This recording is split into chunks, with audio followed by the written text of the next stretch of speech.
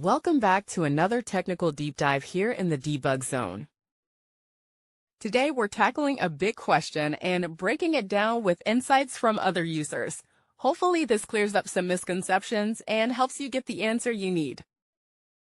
So buckle up, stay a little curious, and let's jump right in.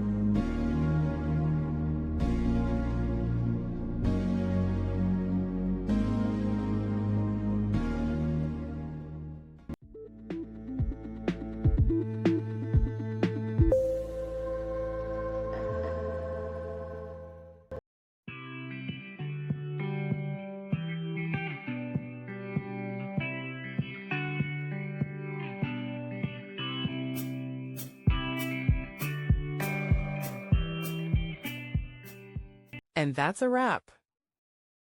I hope you found the answer you were looking for. If you did, take a second to hit that subscribe button. It really helps out. And let me know in the comments which solution worked best for you. See you next time in the debug zone.